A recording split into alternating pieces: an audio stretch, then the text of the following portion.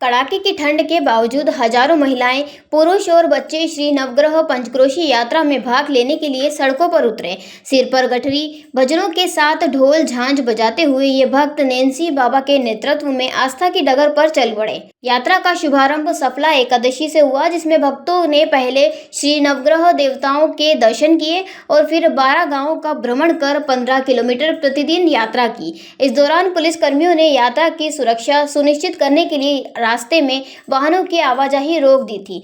यह यात्रा श्री शैव प्रसवी संप्रदाय और गुरुदेव रविंद्र भारतीकृत नर्मदा पंचक्रोशी पदयात्रा केंद्रीय समिति द्वारा आयोजित की जा रही है। यात्रा का समापन 30 दिसंबर को पौष माह की अमावस्या को होगा। इस यात्रा के माध्यम से श्रद्धालु सुख, समृद्धि, शांति और अच्छी वर्षा की कामना कर रहे हैं। हमारी नवग्रह पंचकोशी यात्रा मध्य प्रदेश राष्ट्र की खुशहाली समृद्धि के लिए प्रतिवर्ष निकाल रहे हैं, जिसका यह 17वां वर्ष है।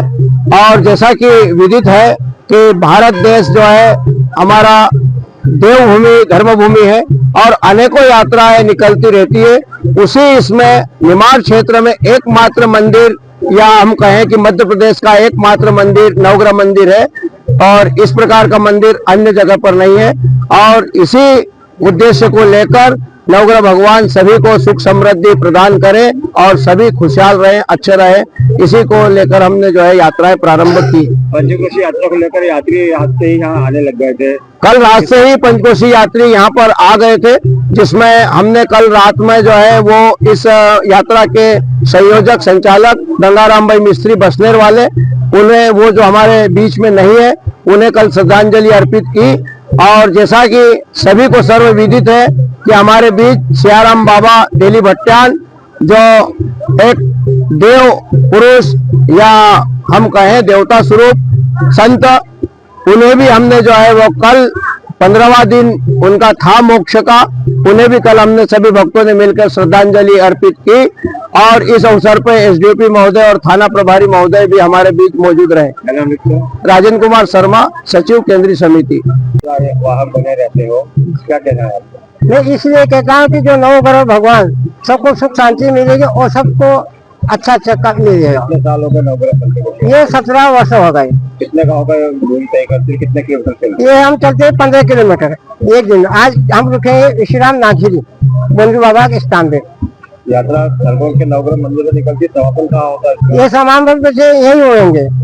क्या नाम है? नर्मदा बाबा नहरिया वाले पंचकोशी यात्री के रूप में शामिल हुए हैं। क्या अनुभव महसूस करते हैं और क्या कहते हैं? बहुत आनंद आता है।